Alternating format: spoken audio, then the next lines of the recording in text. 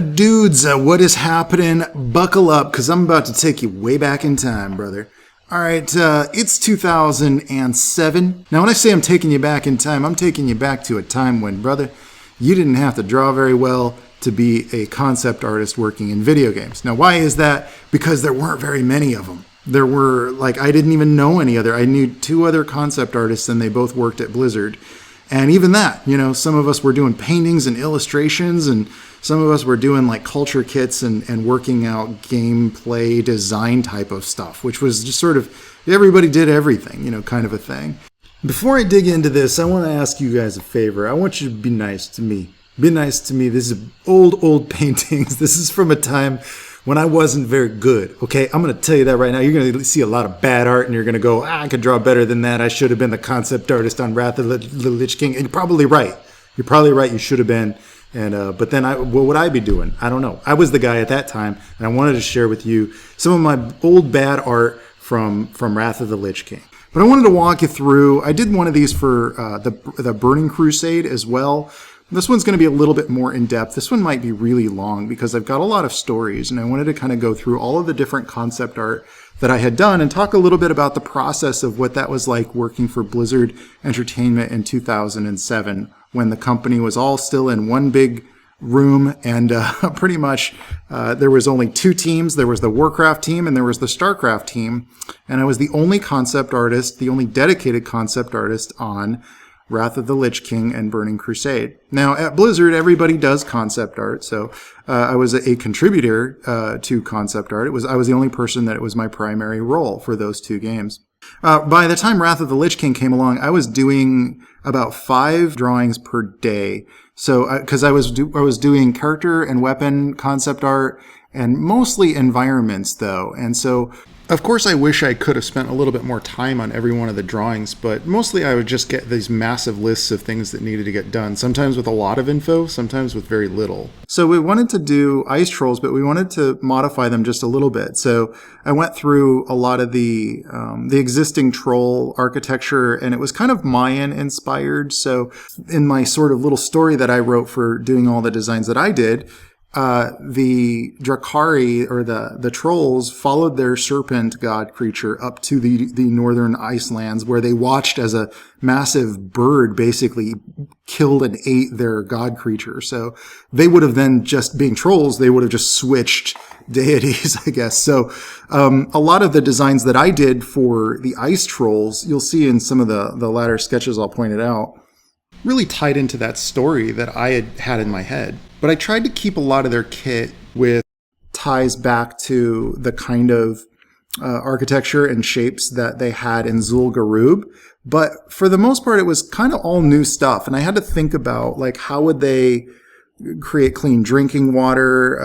So I had developed these sort of wells where they would melt the water, and then it would kind of drip down. It didn't really work that well, but I was thinking at that time about story and how these characters would survive in that kind of environment. They would have these wooden kind of coverings over their metalwork pots to protect it from animals like bears and things like that you might see in the kind of environment that Northrend became. Here you can see some examples of the bird-like creature shapes that they would have in their sculptures, and some of the things that I was trying to incorporate into the Drakari architecture. I think a lot of it changed because I had left the Northrend project about 3 or 4 months before release. Back then, they were just releasing an expansion every year, so a lot of my designs towards the end didn't get into the game because they changed art directors and a lot of the team as well when I moved on to Diablo.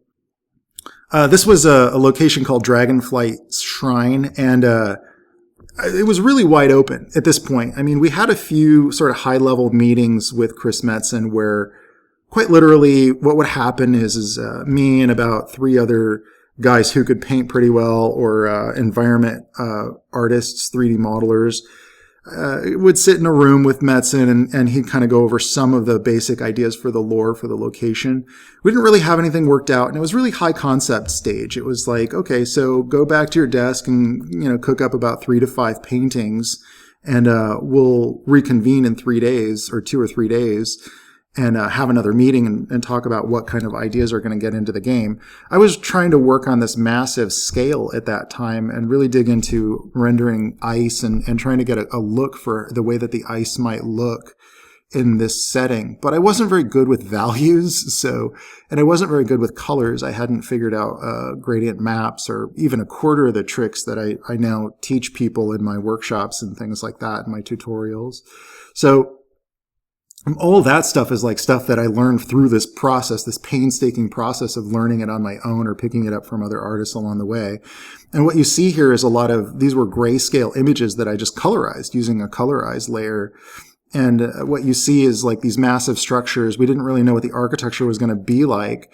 And we didn't really know all of the locations. So it was very wide open as to what these places could become. So I might do a sketch like this, and then Metzen would then kind of write a little bit of lore around that and put that into the game. And at that time, I believe Jeff Kaplan was still the game design director on the project. So he was always really cool to work with too, because he would look at my sketches and go, "Oh, we got to get that into the game." And he's now I believe the design director on Overwatch.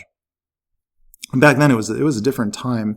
And it felt really good, of course, when a designer is like, "Hey, we really got to get this into the game," you know. Here are some more of the Drakari kind of designs. I wanted to get just weird with it. Like, they weren't very well organized, but they would kind of do things like where if a leg of a shelf was broken, they would just put a pot underneath it. And in hindsight, I should have done more of this kind of stylization on World of Warcraft.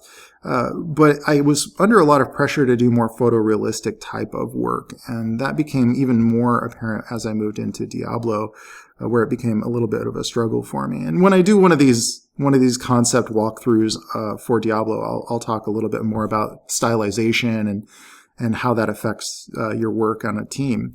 But in this case, I was really just trying to think in terms of like get into the head of the Drakari. Like I wanted to think like a Drakari, to become one wherever possible. And that meant things like, you know, how would they sit at a table? You know, would they set up these little kind of hay bale sort of things for stools and chairs? And how would they, how would they set up their pots and what kind of things would they have laying around on their shelves? How would they set up their lanterns? I always like this kind of idea of the stick going across the stone, and that suspends a lantern inside of a stone encasement. And we had to think in terms of elements like pathway outliners, so little posts and markers like this that you would see along the outside of a path, because that's a big part of the gameplay in World of Warcraft. You know that if you follow a path, you're going to find a sign that tells you which direction it is to the next city and things like that. This was a interior cutaway for a Drakari home. Now, again, you know, please forgive my poor rendering ability. This was at a time when I really had no idea what I was doing, but I did know that these cutaways were very useful for game development. I didn't even use perspective grids. Geez, look at this. There's cutaways that just fade into what. Now, I do think it was useful, though, because some of these elements did get into the game, and this was too tight of a quarters, obviously, but some of these elements, like having trophies up on the wall and, boar heads, like over on pots and things like that. Some of that type of stuff got into the game. But again, you know, I was at a position where I had to do, I'd have about 2 hours, 1 or 2 hours to do something like this. And then it was on to the next thing, because I had a whiteboard where I kept an open door policy where everybody on the team could come in and just write on the board what they needed. On my whiteboard, anybody could walk in and say, "Hey, I need some ideas for a new tower," or something like that. So, of course, you can imagine it wasn't uncommon for me to be at the office till 2 a.m. sometimes, or that sort of a thing. You just never really go home when you've got a massive whiteboard full of things that people need from you. So this was my take on the Drakari. I wanted to do something that was different than what we saw in the Zul'Gurub trolls. These are more ice troll-like, and I thought it would be interesting if they did things like, I was doing a lot of research on tribal type of customs, and one of the things that some tribes do is they take earlobes and they put in little extenders. Well, I thought it would be interesting if these ice trolls wanted to extend their bodies and just make their bodies a different shape. So you'd have this slightly different kind of an ice troll. But unfortunately, there's a lot of technical issues that come along with that. For instance, like they wanted to reuse a lot of the same animation rigs for the existing trolls. They didn't want to have to reanimate all the trolls. And so I did become good friends with several of the people on the animation team, but they weren't too happy with me during that period of time, even presenting that idea. With a sheet like what you're seeing here of this number of character iterations and explorations, I would probably do this plus 2 environments per day. And that's kind of what my standard day was like. I was spread very, very thin and unable to really keep the quality of illustration or rendering up as high as I would have liked. In hindsight, I probably would have slowed down and just taken on a little bit less, and that was kind of a problem. That was my own fault. I became obsessed with this idea of having a warm lighting situation in an environment that is ice covered and snow covered. And so these were some of the Drakari explorations where you see some of the just tweaked kind of shapes. I'm gonna kind of sketch in here, but you can see like this sort of weird shape is very World of Warcraft, and these days I don't even know how much you could get away with something like this.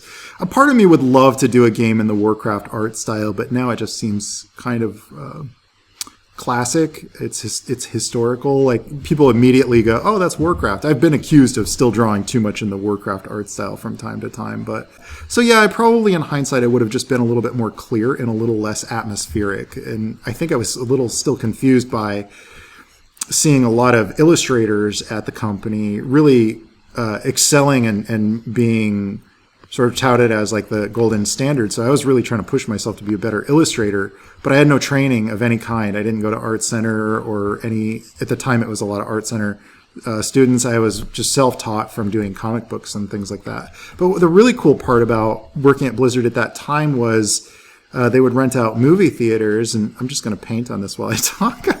We would rent out movie theaters in Irvine, and they would do exclusive showings of films. But before we would watch the film, they would do like a hey, here's what the team's working on kind of stuff. And so the whole company would see my drawings of some of these locations and whatnot. So I was a very social guy at the time, so I'd walk around the studio, and a lot of people knew who I was just from those. They'd be like, "Oh man, I saw your designs for the whatever and whatever."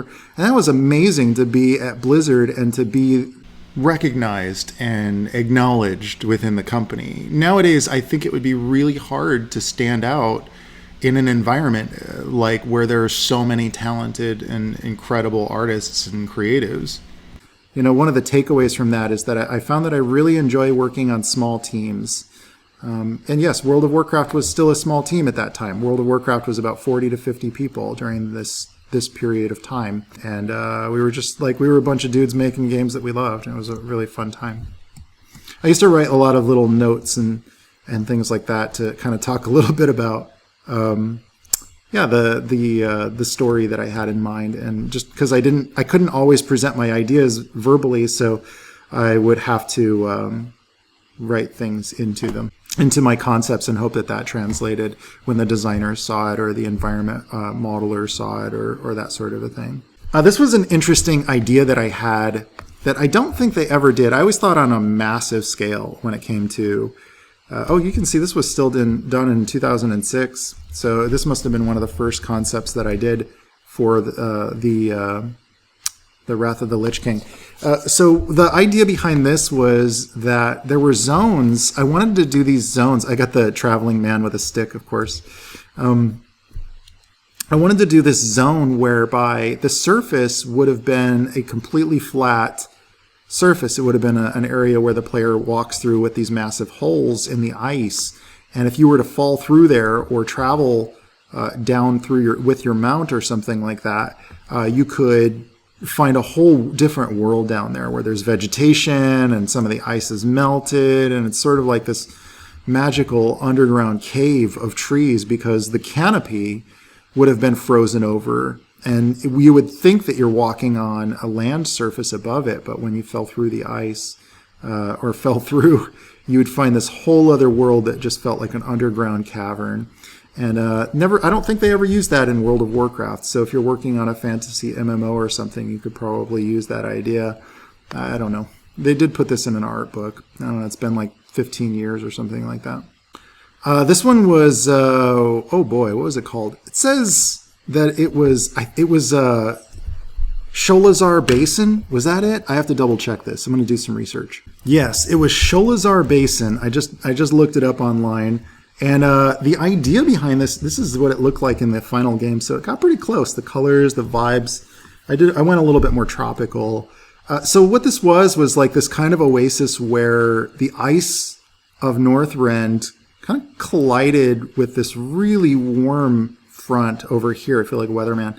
And this would create all this steam everywhere. I wanted to have just massive amounts of steam. And this was going to be like the Lost World. So you'd have dinosaurs down here and stuff like that, and big, huge dinosaur bones and things like that. And then, but up here you'd look up and you'd see these massive cliff walls with raging, melting snow just pouring into Sholazar Basin and creating this crazy, beautiful mist. And this one, I was really mixed up with I was experimenting a lot with like color overlays and using photographs for color overlays, but my values were just all over the place. And good God, I'd love to go back and just repaint every single piece, but there's just no point to doing that. This one's a classic, one of the first shots of Sholazar Basin that kind of really sort of shaped the look of that location, I think. So this one was at it says down here, the Valgard Dragon Pens. The concept was that the Vrykul were basically these dragon tamers, and they had kept these dragons penned up, but the dragons, of course, broke free, and I was trying to incorporate a lot of story into this shot. So you can see that there's a human-sized character down here, some kind of humanoid. So you'd get a sense of the scale and the scope, and that meant that these massive chain things were just if there was a dragon in here, he'd look like this. Let's just go in and let's finish this one up. Yeah, oh yeah, I'm really grown as an artist. Yeah. So look at let's give him some wings. Oh, now it's finished. 15 years later, I finally finished the Valgard Dragon Pens for the Vrykul. Next up we have, oh boy, what was this one called? The Grizzly Hills? Hold on, I gotta check my facts here. Yes, this was called the Grizzly Hills, and really there wasn't much in this image other than scale that came out of it. The actual ideas behind it, I really only got to spend maybe 3 days working on it. So I wasn't really much of a painter, but I was really pushing myself to try to be better at it. And so that's why you see a lot of this sort of weird lighting going on, and the values are just all over the place. It's terrible. In a matter of probably an hour, I could make this piece look better, but it's hard. It's hard to go back and look at this stuff. I did like the idea of things going off into silhouette like this and creating these shapes as they go into the distance to create an ambient feeling of distance and feeling that there are like fingers. The trees are like hands that are reaching out for you. But alas, I had to save those ideas for when we finally got to work on Diablo much later. So yeah, that was my small little contribution to the Grizzly Hills.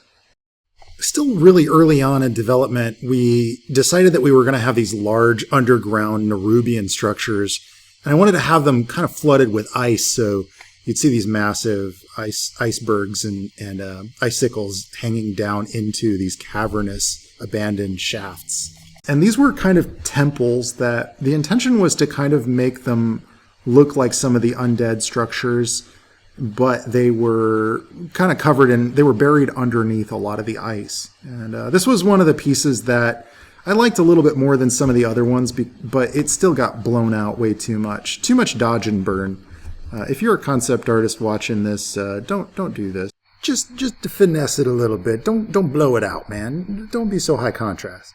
In hindsight, there were a lot of artists that were probably far better than me at illustration, and I don't know why I got that job or why I was there, but I was glad to be the guy. But I do, in hindsight, wish that I was I put a little bit more time into each piece. Rather than being a better illustrator, I was trying to be a better idea guy. And unfortunately, that just that wasn't the best choice. I should have tried to be a little bit better at communicating my ideas through illustration, or at least worked with an assistant or a team to potentially improve the presentation of the artwork that was done. Because now when you look up concept art for Northrend, you see mostly paintings or pieces that are much more like professionally crafted. Whereas I was just trying to jam out like 4 or 5 of these a day, like thumbnails almost. So these were some Dragon Shrine patterns and things like that. I was digging through a lot of pattern shapes online and trying to modify them and try to come up with some crests and emblems that would go above the various dragon shrines scattered throughout Northrend. And if you played through Northrend, you recognize some of the dragon shrines. I'm going to show you some of the concepts for those. This was one of my first shrines for designs for the dragon shrines. These were not a very unified architecture, though, and we just simply didn't have any frame of reference for them. I didn't get descriptions of what they were built like or anything like that. I didn't have any temporary geometry. There were very few times on that project that I actually got any kind of geometry to paint over, so I had to make up something of my own. And I think I was pulling from just too many different architectural influences in one singular structure. And there may have been justification for that, but it just came out looking hodgepodge. I think in the final version, it looked almost like Roman Colosseums, I think became the most prominent architectural influence. If you're doing architecture for a structure, try to pick 1 or 2 influences and smash them together, but try to get a little bit more consistency than you see in anything I ever did for World of Warcraft anyway. Don't do as I have done, man. I did a lot of things wrong there. And hopefully you can learn from my mistakes with this one. These were a few different varieties of or variations on that. I did unify the architecture just a little bit more by this one. My values are just all over the place with this. By the way, if you're doing this sort of a thing, separate out your values a little better than I think you probably learn basic painting techniques that'll teach you to paint better than anything that I'm doing here. The blue dragons were undefined at this point. This was my first sketch for the blue dragons. All I knew was that they were humanoid at one point, but then they had transformed into dragons. Or was it vice versa? I can't remember. I'm sure that there's a Warcraft lore fanatic out there who's cringing right now looking at all this stuff and realizing, wow, the concept artist on it wasn't even as aware of all the details as somebody who plays the heck out of it. But you got to realize, I mean, for me it was a job. I did it for that period of time. I loved it, and it's definitely my jam. But I would work on a design like this for 2 or 3 hours. I'd get a little description thing, and then it's time for me to move on to the next thing. I was always sort of in flux of moving between different aspects of the game, whether it was environment or characters or that sort of a thing, or high-level kind of explorations. Now, these were the Nerubians. I do remember these guys. These were some of the first sketches of the Nerubians. We just knew that they were sort of spider-like beings, and there really wasn't much defined beyond that. So these were just like my earliest sketches. I was using a lot of Corel Painter at the time, and sometimes the brushes you're using will help you to create shapes that give you some happy accidents. I was using a lot of the symmetry tools during this period of time, and I think ultimately some of them just came out looking a little too spiked out, too crazy. This one's just alien as heck, and I was also really kind of exploring some shape sifting kind of techniques back then as well. I'll go into that a little bit more with some of my other concepts that I show you. So while most of what my role was on the Northrend expansion was I was focused mostly on environments, I did kind of get to throw in a few different sketches and ideas on characters, and specifically this one was the Tuskar. So most of the Tuskar designs were undefined at this point. We just knew that we wanted them to be sort of walrus-like and kind of round around the belly. And this was after I had already designed a lot of their fishing village, which we'll take a look at some of the concepts for the fishing village. in a minute here. It's coming up in the stat. Speaking of concepts that look too alien, these were a couple of the sort of random doodles that the art director shot down because they were just a little bit too alien looking. Although I don't feel that this one is too far off. When you're this early in development, though, and when you're like one of the only concept artists on a big project like that, you don't really have time to second guess anything. You just really have to throw out as many quick ideas as you can, because maybe somebody would have looked at this in the design team and went, oh, that is interesting. Maybe we can kind of modify that or make it a little bit more grounded. I kind of grew up in with a little bit more of a Final Fantasy kind of a mindset about things. So I did do a lot of things that were like crystal powered or floating objects with weird octopus legs or other familiar and strange musculature, things that just whatever went, really. And these were quick doodles. These were probably, 20, 30-minute sketches each. In some cases, it got a little bit more cartoony and a little bit almost dopey even. I thought it would be interesting to do some big furball type of creatures and try to incorporate some new creature type of designs, if only in a quick sketch. But those also did not go. They did not get into the game.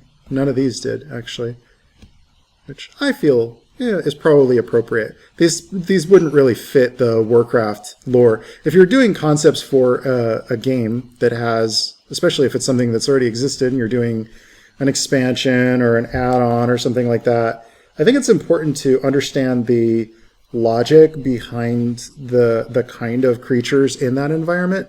And in hindsight, if I were doing some creature designs for Northrend, I would have based them more on animals from the tundra or animals from the real world and used them as a ground, like a foundation of influence. This one was sort of like a turtle type of a creature. Again, a little too alien, but I was trying to fit in a lot of these more glowy type of characters and creatures. I imagined, again, like pulling from my inspirations, when they started talking about Northrend, I'm thinking of the ice world from Mario or Banjo-Kazooie. That was just the headspace that I came from, the kind of background and environment that I came from. So in those kind of games, like on N64, for instance, you had everything blown out with high levels of saturation, lots of pinks and purples in your winterlands and things like that. So again, good reason why, there was a good reason why a lot of my creature designs were shot down for the Northrend expansion. Although these are some interesting designs, they just didn't fit that universe very well. Again, a little bit too alien, I would say, but I was just trying to get really weird with it. These guys were a little bit more familiar, a little bit kind of penguin-like type of creatures. But again, the feedback that I got from the art director was this was just a little bit too much of like a Final Fantasy type of a design, which I think would work really well on something like a League of Legends, but not so much on a World of Warcraft. And there is a dramatic distinction there if you're really, if you follow both of them, even though there are a lot of fans of World of Warcraft on the League of Legends team, and to my understanding, vice versa. The two worlds are very different, distinctly different in terms of their design language and their construction. At this time, I would have been more suitable for a League of Legends, and in hindsight, I probably should have gone and worked on that project. But I was a Blizzard kid, and I was quite committed to working on Warcraft and Diablo at that time, during my time that I was there. This one was an interesting concept that sparked a lot of conversation. So I wanted, as I mentioned before, I wanted to work with very large locations. I wanted to work with on a scale of which, we had never seen before. And so I wanted to have massive continent size areas, that entire zones that would rotate, for instance, and interconnect with these chains. And some of the ideas from this did get into the Northrend expansion, but they had to be modified an awful lot, because from a gameplay standpoint, you couldn't really have a character fall off of a platform like that and have to work his way all the way back up to this massive thing. The idea, the concept that I had in my mind was that you might stand in this location here, and if you stand there for 10 hours, you'll end up on the other side of the continent, or the other side of the zone, by the time, in 10 hours. You might make a full loop or something like that, or over the course of in-game day cycle, day to night cycle. And so the idea was to have sort of a puzzle that you had to figure out where to stand and where to be at what time of day in order to access different areas of the dungeon. That ultimately did give rise to some other ideas, such as the Oculus, I believe it was called, or yes, the Oculus. This is a little bit more of like what it looks like in-game, and it went through a lot of changes and transitions, and other artists had sort of redesigned some elements of it. We did get to work in a lot of the floating island type of stuff that I had originally done in Creed back in the 1990s, but it fit really well with the universe of World of Warcraft, and I think that was why I got the job on the project, was because a lot of the ways that I thought about world building were very similar, just not so much with creature design. I wanted to play around a little bit with the ideas of perception, and one of the ideas that came out of it was, you'll notice, look at this, the whole image is actually rotated. My signature is sideways there. So one of the ideas that I had for it was that you might kind of walk into some dungeons and end up feeling like you're in an M.C. Escher painting or drawing, whereby you wouldn't really be able to tell which was the floor and which was the ceiling. This caused some problems, though, from a technical standpoint, and couldn't really be implemented in such a fashion, but I thought that it would really make for some interesting locations. By this point, I was really kind of getting a lot more of those iceberg kind of things down, but still very messy kind of sketches. This was almost entirely done in Corel Painter. But I did like a lot of the ice kind of textures that I was getting into a lot of these designs. Let's talk about the Nerubian strongholds and the underground areas of the Nerubian city of Northrend. All we knew at this point was that it was sort of inspired by the undead Undercity kind of architecture. But the Nerubians were not undead. Well, they became undead. But the art director just said, hey, they got to be inspired by that, but not quite that. And the Nerubians, as we saw, are almost kind of like these spider-like creatures. So everything underground the intention was that it was this whole other like parallel universe. It was like the dark world or something, where you go down there and eventually you would be able to fly your mount down there. I don't know how much of that actually got into the game. But I wanted to have all these interconnected platforms that would hold up these structures, and ultimately, that does create some gameplay problems, because if you fall from there, man, you're screwed. You might just die. But ultimately, I did like the idea of these towers within a cavern. I liked the idea of there being no sunlight, that the only light would kind of come from these beams of magic between the different towers. And a lot of atmospherics. I always pushed for a lot more atmospherics than what was actually possible in World of Warcraft. I feel like if they ever do a World of Warcraft 2, they need to up their particle system to get more atmospherics. This was my first sketch for the Nerubians. Early, kind of high concept stuff, but a little bit too alien. And I think I was coming off of doing Burning Crusade, where we were working with Dre and I,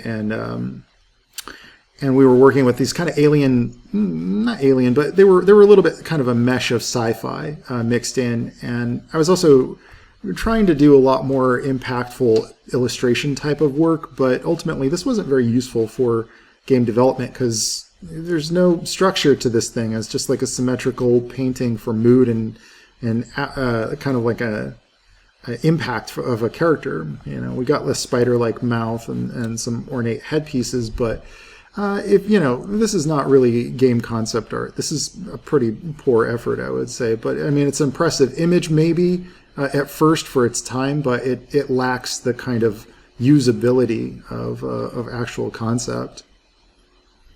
And this one is kind of a similar thing, where it's not such a bad thing to have some of these sorts of illustrations, but ultimately you can't model from this. And watch my video about illustration versus concept art to understand what I mean. But a piece like this can be useful if you're, looking at it and thinking, well, we're trying to set a mood for the character. What's he about? There's some interesting, spine kind of shapes going on down here that influenced some of the Drakari stuff later. And this was when I developed that thing where you still see me do this all the time, where I put these little rings on strings on everything, because it gives it this feeling of like twine, like things are twined together, and like maybe these are magical trinkets or something like that. These days I tend to put a little bit more design work into them, and these guys were spiders with antlers. What the hell, you know? Weird first pass concepts for Nerubians, high concept stuff for Nerubians.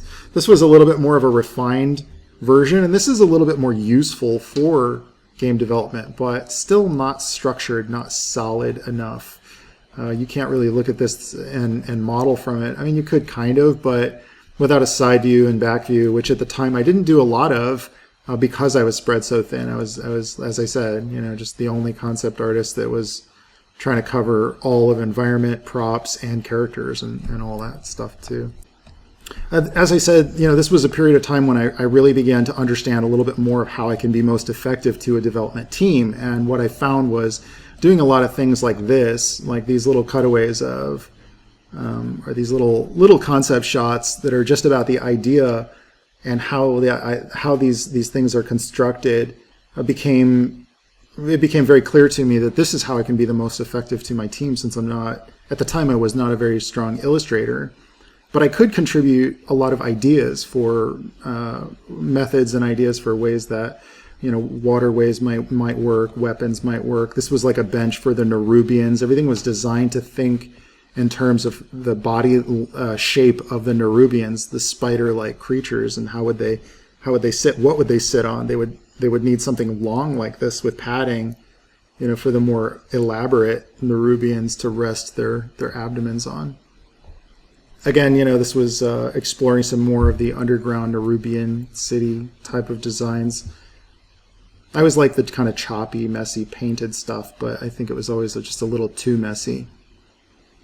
Again, this is another exploration of the type of throne that one of the Nerubians might rest his belly on. Something like this. I don't think this got into the game. And I don't even know what the purpose of this sketch is. The wall mask. Some of these are just awful. None of these meet my quality standards by today's, what I expect of myself or what I think the industry expects. I think the 2006 version of me would be quite unemployable by today's standards. This was, again, one of the cases where I began to realize just how I can be most effective, and doing things like these desks and interesting candle holders. While the design language here is poor, the intention behind what I was doing was a little bit closer to being purposeful, being meaningful. These ambient light things, for instance, are very extremely valuable and useful because they tell a little bit of story, and the communication of the construction is very clear. We see how they hang on walls, what the patterns on that wall might look like, and how it like this looks a lot like Undercity kind of pattern work too. We see a little bit of storytelling in the desk, even, you know. Meanwhile, some of these elements of the design are very poor, such as the shapes of the feet and things like that. But at least I was kind of getting on track as far as like how I can really impact the game and be of help to the rest of the team. We see here a little bit more of that Undercity influence in the architecture and the pattern work that you're seeing on things, and how the Nerubians might do things differently. I always like the idea of the cloth kind of draping over these hangers that would create a little bit more of an ornate presentation. And also doing little vignettes like this, it became very clear to me that I can be very effective by doing a lot of vignettes and pattern work and things like that. This is a further exploration of the Undercity, the Nerubian Undercity, and how the beams of light would kind of point to where the player needed to progress next. You also saw the sense of scale, where you can kind of see these waterways down here, you know, far below, where you'd have these waterfalls and things like that that would kind of take you down to the deeper parts of the world if you were to follow them down. These were some of the wind turbines and things that we saw out in the world. And again, this was kind of a case where I was starting to realize, man, I can be most effective by designing props and culture kit type of stuff. I can tell a lot of story through this. I can be very creative and inventive and communicate my ideas without having to worry too much about the technical rendering aspects of being a concept artist, which was undefined at that time. Here's a few more explorations as I began to dig into what the Tuskar would use for their fishing village and how they might set up little encampments, things like that. A little bit Draenei influenced in their construction, actually. I don't know why that is. Maybe it was just psychologically I was still in a Draenei kind of a mindset. These were these automated fishing poles that were weighted, kind of a loosely thought out construction, I would say. But yeah, the idea was that they would leave them hanging by the side of the water, and they would create kind of automatic fishing poles, sort of a thing. This was the early sketches for Howling Fjord. I'm just going to rotate this a little bit. It's annoying that it's at an angle like that. The concept that I had in mind very early on was this idea that the wind would howl through the fjord, through the canyons and the openings between the rivers, because the river would run through the lower portion, and you'd have all these walkways across the top, and then the structures and the towers. Before we knew what the Vrykul even were, some of those structures and towers, I wanted to do them almost like harps or chimes, something that would create a musical quality. I wanted to really play up a kind of a musical quality to the location, something where you would hear in the wind, you would hear tones, you would hear not just the music of the game, but something that would communicate to you ideas of what these people were about. And when you're that early on in development, there are no rules. Nobody's really defined, what even the races in that environment were. That's why I painted in a little Draenei, crummy little Draenei character sketch down here, because we didn't even know. Are we going to have a Draenei village here or a crashed ship or anything like that? It was undefined. This was probably the second sketch that I did for the Howling Fjord, where the ships had been converted into living quarters up along the walls, and kind of had these passageways for boats to travel through. And this is where I was really pushing for, multiplayer ships to come, gliding through. If you could, get your whole guild all on your own boat and then customize your boat, I thought that would be a really cool feature to have, and especially in Northrend. Kind of a multiplayer mount sort of a thing, a guild-based mount. I don't know if they ever did anything like that, though. At that time, I had begun to look at Paul Lassane's concept art from some of his films that he had worked on for Sony, and it was beginning to shape a little bit more of my painting ability, but it wasn't until I got onto Diablo that I really, I feel like, began to refine that process. In this shot, we really just wanted to kind of capture the wide open feeling of everything. This was, again, one of the early concepts for Northrend, where we knew we wanted these large glacier structures off in the distance.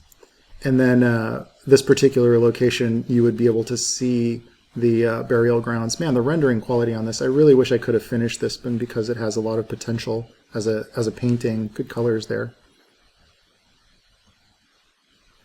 This was an early shot of Grizzly Hills, probably a little bit more of an informative drawing than the other one. I was using a lot of automatic cheat brushes, like painting trees, using these leaf brushes and things like that. But I was beginning to find that, I could do a lot with the stylization and keeping some of my line art in some of these pieces, but my distancing, if you look at the values here, are too close to the values here. I don't want to criticize the painting too much, but this one had a little bit of the atmosphere that we ended up using in Grizzly Hills. But I think after this one, I was like, well, okay, I don't need to do anything else in Grizzly Hills. In fact, I remember them specifically saying there's really not much here beyond just a forest, and that was all I really needed to continue to contribute. Although later I did find that they did some really neat stuff with large trunks, massive tree trunks that stretch for miles, stuff like that. Really neat stuff in the final product. That I didn't have much to do with the final, which is a little surprising because I'm kind of known for pushing things a little bit more in terms of scale. Yeah, as you can see, at this point, I was still very obsessed with that idea of creating these like warm winter shots. I even named it Warm Winter. And the idea was to create something that felt cold, but had a lot of warm colors in the shot. And this could have been done a lot better with a few simple color balance layers and things like that I didn't know how to use at the time. But, you know, hey, it sort of worked. I like these ideas of these gravestones kind of scattered throughout, but you'd wonder what the heck they were. I always liked that concept of putting something in the world that the player would come across and wonder, what the heck is that? It's a what's that? You know, something interesting to look at. This piece was one of the more, I think one of the more impactful pieces, because it had a lot of rock kind of shapes and how the snow fit in between the rocks and how it was sort of melting throughout. Although my perspective is a little weird here. What's the deal? Is that a waterfall dropping down to a lower shelf? Then why is that just as bright? Anyway, I don't want to go into ripping apart my old paintings. These were more of the gravestones for the Vrykul burial grounds. You can see a lot of the shields. They were based heavily on these kind of Viking influences, and you can see how that final shape of the Vrykul changed. This was the first sketches of that symbol that they used in everything. More Vrykul burial grounds. I know that this was the second piece that I had done where we were just sort of coming up with more of the ways that they would sort of stack this junk on top of the grave site, but it might have been, you know, shields and things from fallen warriors and things like that, you know. The Vrykul were dragon riders, so they kind of had a bit of a obsession with them. More Vrykul explorations. I don't know why my moon looks like this. It's very strange. I didn't really know what I was doing. I was very lucky to even have a job at that time, I think. But you know, a little nighttime exploration for the Vrykul. There was an area where you had to enter into the Valgard Tower through a cave.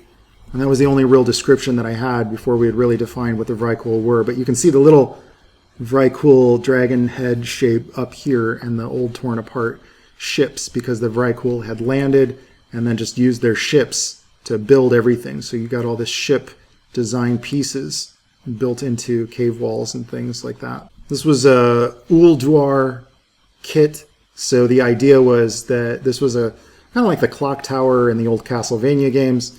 Massive, massive scale, though, but it was contrasted by this smaller scale. So this was sort of a structure for giants, and the humans needed their own little pathways and platforms that worked for their scale. So you'd see these enormous, enormous gears churning around, but you wouldn't be able to climb up things like the giant steps and things of that nature. We didn't know what the scale of those giants were. We didn't know how big we could go. I think they ended up with a creature that was like 5 different creatures in one, just to kind of push that sense of scale. That was one of the fun things about working on that project, was always pushing that sense of scale. These are more of the Tuskar designs. You can see here where I was working in shapes of like a whale tail into a fishing pole type of a thing. How would that work as a fishing contraption? Some of their carts that they would cruise each other around in. Before we really designed what the Tuskar even looked like, I was already kind of creating a lot of fishing nets and things like that. The King Tuskar would be like the greatest fisherman sort of logic. You could see a lot of these little crab catchers and how would they set up benches? Again, you know, one of the things that I always loved about doing concept art was all of the making a location feel lived in. You know, how do they sit around? What do they eat? How do they store their food? You know, what are they doing every day? What's their job? What's important to them? What do they believe in? And how is that communicated in the designs of things that they have? These are actually very valuable concept sheets. I wish I would have labeled things a little better back then. But you can see where, for instance, if they had these massive snowdrifts, they would have used tusks to create these barricades to kind of hold hold the snow from collapsing into their towns and into their villages and to their fishing zones and things like that. And their way of constructing things was unique to them. I mean, nobody else really thought that way except for the Tuskarr. Early on in the Tuskarr, before we even knew that they were going to be walrus type of characters, I was still of a mindset that maybe they would use the massive crab-like creatures as a husk, and they would live inside of, this is gross, but you can see a Tuskarr there. Maybe they would live inside of the carapace of this massive crustaceous kind of creature that they would hunt. I know that's kind of gross, actually, but it's how tribesmen and how tribes in history and throughout time create the things that they do, is that they use what they have, what's in their environment, and that shapes a lot of what they wear and how they think of things. You know, I mean, they'll use a turtle shell for a bowl or things like that. So why not use a in a fantasy world where you've got all these Tuskarr, why wouldn't they use the shell of some of the things that they hunt as a home, and then build a little window in its eyes and things like that.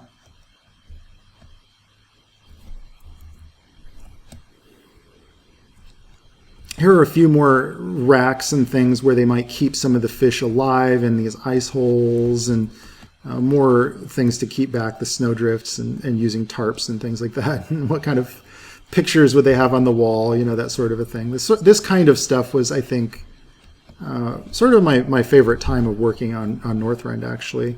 Creating some of these little tents and things for the Tuskarr to live in. I had this idea that there were these glowing fish that would swim around in the lakes and rivers, and you just see them cruising by and they illuminated everything, but the Tuskarr would actually capture them and then use their glowing guts in this kind of a ball type of a shape, like a marble, and they'd hang it up and use it to light their pathways and things like that. I thought that was an interesting idea. Again, kind of gross, but yeah. Here's an early sketch for Northrend from the very first meeting with Chris Metzen, when he sat us down and he was like, okay, so here's the 10-minute pitch for what the lore and the history of Northrend is about. We got all these mages that went up there, and they froze a lot of cities in the ice, and they destroyed a bunch of other cities and things like that. And the description was pretty much just come up with whatever the heck you can around those kind of ideas. So I had like these sleds.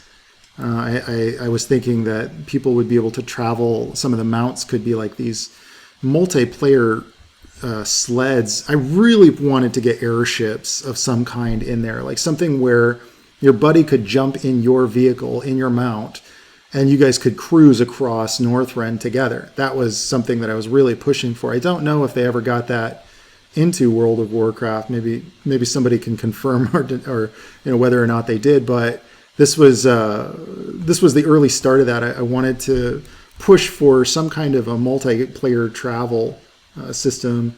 And this was kind of like, it was tough to get around back then. I remember the first time I played World of Warcraft, and my friend and I spent literally 2 hours trying to find each other in the world because we were started out as different character classes or races, I mean. So this was all frozen over, just destroyed city type of stuff, and trying to set a kind of a color tone. And a lot of this kind of purplish pink did end up shaping a lot of the skylines and things like that for the world, but I was always a little too high contrast with everything, and I really wish I would have figured out how to do a little bit more gentle transitions on everything. This was one of the early sketches for Northrend as well, before we really had any idea of what the universe was about, or, we knew what the universe was about. We didn't really know much of like who the races were going to be or the classes. I really wanted to push for a little bit of Pandaren up in the mountains and things like that. Man, the values on this, though, are just so bad. This is like pretty much white. Yeah, it's white, straight up white. Don't do that, man. Unless if you're just leaving it as a sketch, don't do just like pure white in your illustration. Oh God, I can't even fix this. I'll just move on. This was another one of those first sketches where we were really free to come up with whatever we could come up with. And one of the first ideas that I had, I'm just going to switch this to black and white. One of the first ideas that I had was this idea that you'd see, this is a human, and you would come across these dragons or old bones of dragons that were just encased in the ice everywhere that you went throughout Northrend, and some of them would be behind the ice, and some of them would be just like frozen. And you wouldn't really notice right away that you're even looking at dragons. You would just kind of see these interesting dragon-like shapes in everything that you saw, everywhere you went. And that I think did get into the game. I think there are a lot of places where you see dragons actually laying around, or they're frozen and encased in ice and things like that. And that was one of my small little contributions to that landmass, to the Northrend universe. This was the Five Rings. This later became the Oculus, or I think it's called the Nexus of Magic at times too. But this was the original concept where I had presented it like a kind of a prison, and kind of rather poorly drawn, but this was a quick sketch. Again, I was doing 4 or 5 of these a day, so it was just as many ideas as I could come up with. I was trying to be an idea factory, and you could see the trees out on this protrusion here. And these were these platforms that would rotate, and you had to unlock the prison in order to... I don't know what the final lore is, but in the lore that I had written for this, you had to unlock the 5 rings into a specific position. Each one kind of had like a turning mechanism and a puzzle, but they were massive, right? So they were like each platform was a massive stage that you had to navigate and try to find a dungeon within each one of these platforms. And then once you found them all, you could unlock the prison, whereby this ancient and powerful wizard would have been released, and then you could defeat him. So that was the original concept or idea that I came up with, and Metzen saw it, and his eyes lit up. And if you don't know, Chris Metzen was the creative director at Blizzard at that time. He really liked the idea, but I don't know how he changed it when it got beyond the concept artist's hands and into the lore master's hands. That was just my original kind of sketch and idea for it, was that it was a kind of a prison with these massive, massive rings that you had to fly to get to. And the idea came from I was reading a lot of books about Bushido, and there was a book called The Five Rings about Bushido. I thought it was a neat name, so I wanted to make a concept about it. And what's interesting about that is, like, when you're making games, and this might seem really strange to some people, but when you're making games, sometimes you're just playing a small part. You're playing your one little role. And my little role was just to come up with a bunch of ideas that lore masters and game designers and writers can play off of, and they can really run with it and create all kinds of fun gameplay, which is a very different thing than just creating a neat idea for a location. So game development is very much a team kind of a thing, and quite honestly, I had to do so many ideas and concepts that I never really got the luxury of enjoying WoW the way that you might expect, because I was so wrapped up in what's the next zone, and how is that zone playing, and how much space does the player have in that location, and are there unique mechanics to that location? And so my obsession became the function of things and designing the function of things. And my whole purpose day to day wasn't about how do I make zones that I think will be really, necessarily fun for me to play, but how do I create ideas and zones that when I'm sitting in a meeting with game designers, they get excited about it. I don't often get to enjoy the games that I work on in the way that players do, because a lot of times I'm going through it and I'm thinking about all the things that didn't get in there. And we'll talk a little bit more about that when I get to Diablo. Diablo was the game that I worked on that I play the most.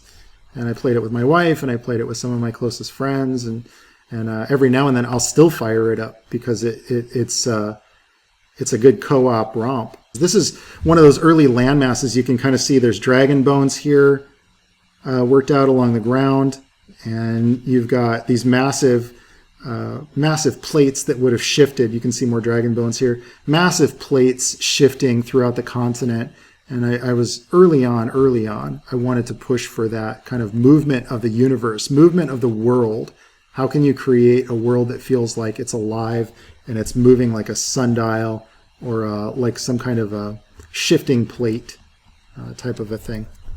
Okay, I'm not going to rework all these drawings. Let's move on.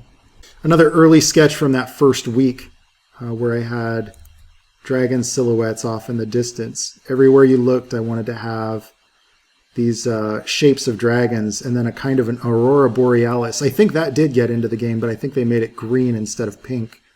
I could be wrong about that. Maybe somebody in the comments can confirm, but I wanted this idea of like lots of color and cosmic magic going on up in the sky.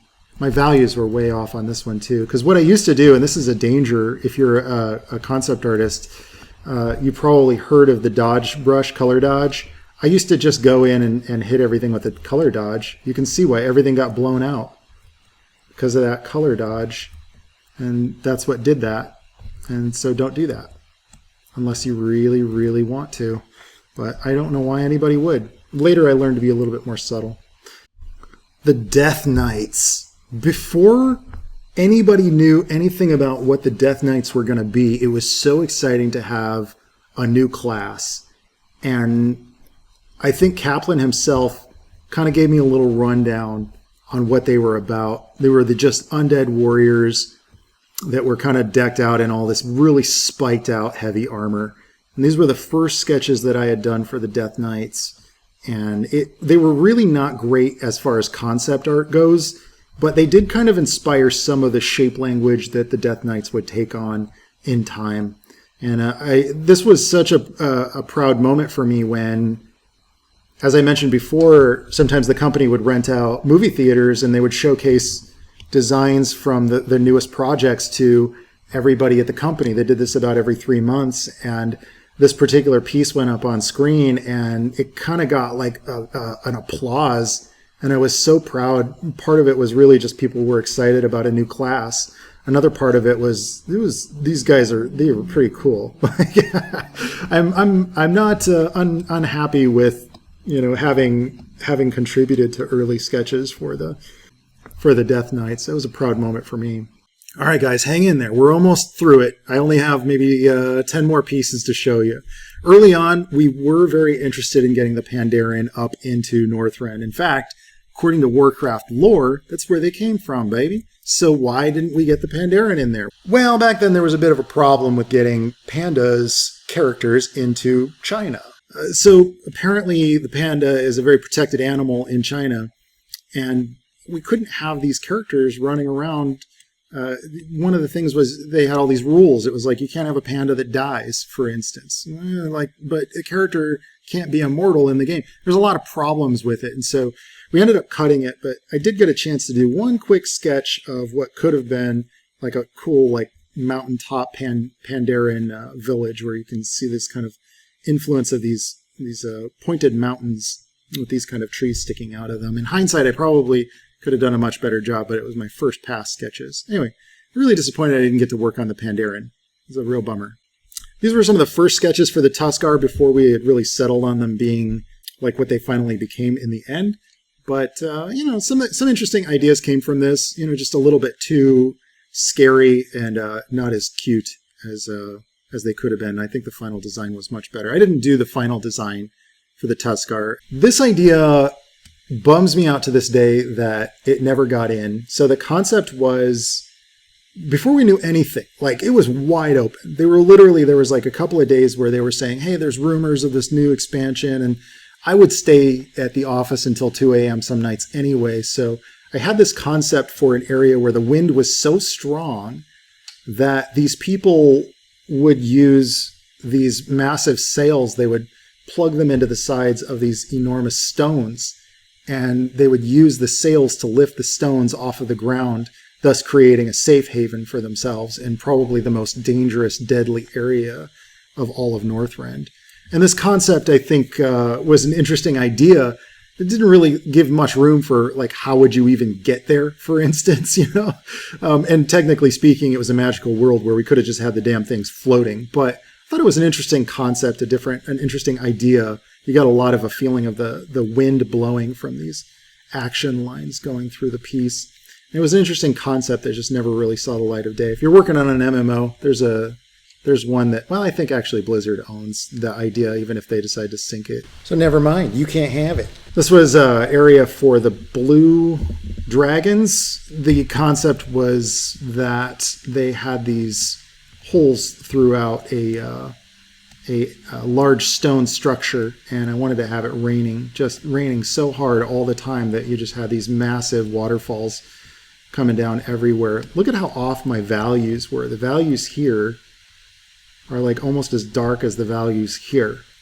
But this is like a block away. What's going on? I had no idea what I was doing with painting, but the ideas were neat.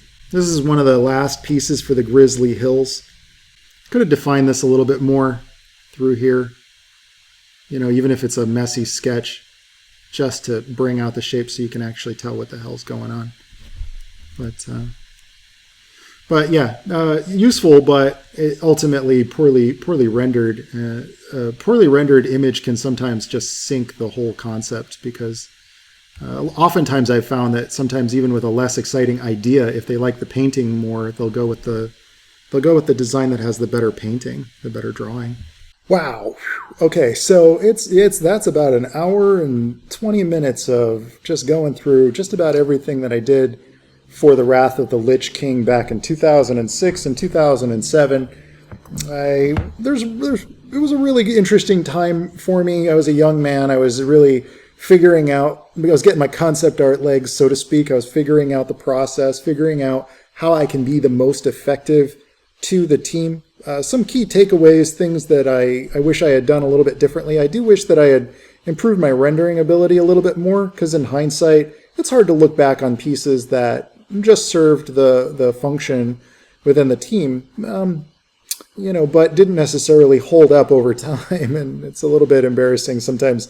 I do appreciate your kindness in not slamming on me too bad for some of my poor execution in some of these images. I do promise that I did get better. That's the good news. I worked on several AAA games since then, and I went through a ringer, man. I went through a lot to push myself to grow and to learn the process. But more importantly, I made some great friends out of the whole experience.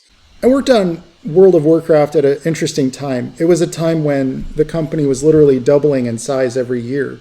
And it was really difficult to stand out, and it was difficult to, I guess, make my mark with the team. No matter sometimes how much you contribute to the game that you're working on, it's still just a small part of a big group of people, and the most that you can hope for is to really impact the other people on the team in a way that helps them to make a better game. And in doing so, you're going to find that you make a lot of friends, and you create a lot of opportunities for yourself in the future. A lot of the guys that I worked with on that project, I still work with every now and then, and I still talk to now and then, and I've made some lifelong friends from the experience. Would I ever do another Warcraft? Would I ever do another World of Warcraft? Well, my art studio, Aquatic Moon, does do contracts for Blizzard, the other teams at Blizzard. In fact, we contributed a good amount of content to the Blizzard World theme park in Overwatch, if you're familiar with that. And that was a nice chance to kind of revisit some of the locations and the stylization of World of Warcraft. So I think it became very clear that I could probably rock it. I could do a damn good job at it. But the World of Warcraft team doesn't really outsource much of their artwork. They're very secretive, and it's kind of a pretty tight group. They have some amazing concept artists on the team now, and I don't think those guys really need any help or anything like that. Also, I think there's a whole generation of crazy good artists out there and creative people, and that might be you. That might be somebody watching this right now. And you might be looking at this and thinking, man, I can think like that. I can do that sort of a thing. I think, hey, World of Warcraft was a really cool project to work on at Blizzard. And I do think that if you feel like that's your style and that just sings to you, like, you should go for it. You should apply over there. It's a new generation of people taking over. And I do keep up with some of the artists that are on that team, even though I may not be friends with them personally. Some really talented people on that team, and the best part about it is working at a place like Blizzard, you're always growing and you're always challenged with new obstacles and new levels. There's always somebody better than you, and you're always reminded of that. It can be stressful, and you can go through the ringer, man. But when you come out the other side, I tell you what, it was one of the greatest learning experiences of my life. And man, it's still a fun game to play. So anyway, that's it for me on my concept art tour for Wrath of the Lich King. It's a nice little look back on a period of time in my life. And I want to thank you guys so much for coming along. And I apologize for such a long video. Probably most people won't finish this one. But if you stuck it out, dude, you're a badass. You're a warrior. And I'm so grateful that you did. Most of the time on my channel here, I do a lot of tutorials for art, and I do a lot of behind-the-scenes tips and tricks and a lot of secrets for how to get better, get faster at digital art and things like that. I'm also writing some novels and things like that. So if you like my channel, please subscribe, and I'll catch you on Manyandaban. All right, ciao, baby. Yeah.